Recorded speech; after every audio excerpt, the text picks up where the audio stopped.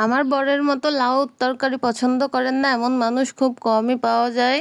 আমাদের এদিকে কিন্তু এইভাবেই ঝোল রান্না করে, মানে তরকারিটা রান্না করে মশলা খুব কমই ব্যবহার করে আমাদের এদিকের মানুষ। তাহলে চলেন আমি কিভাবে লাউ দিয়ে ঝোল রান্না করব সেটাই দেখাবো আপনাদের। প্রথমে ফ্রিজ থেকে মাছ বের করে মাছটা ভিজায় রাখলাম।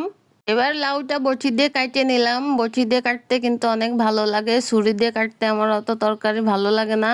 আমরা কিন্তু বাটা মশলা খুব কমই ব্যবহার করি, গোশ আর ভুনা ছাড়া। এখানে প্রথমে আমি মাছটা ভেজে নিলাম। আমরা দুজন মানুষ তাই 4 পিস মাছ দিছি, বেশি দিয়ে লাভ কি। এবার আমি মাছটা তুলে এখানে দিয়ে দিলাম পেঁয়াজ আর 2টা শুকনো মরিচ। শুকনো মরিচ আমার বাপের বাড়ি এলাকায় দেয় না, কিন্তু আমার শ্বশুর বাড়ি এলাকায় দেয় কালারের জন্য, ঝালের জন্য। আর বিয়ের পরে এখন আমারও অভ্যাস হয়ে গেছে শুকনো মরিচ ছাড়া তরকারি রান্না করলে কেমন যেন আমার কাছে দেখতেই ভালো লাগে না, খাইতে তো ভালোই লাগে না।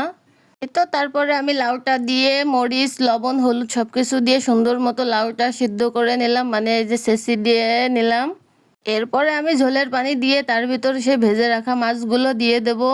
এই যে পেঁয়াজ আর শুকনো মরিচ ভাজছিলাম তাই জিরে দিয়ে ওইটা বাইটে একেবারে লাস্টে দিয়ে যে নামাই ফেললে হয়ে গেল তরকারি। আপনারা কিভাবে রান্না করেন কমেন্টে বলে যায়েন।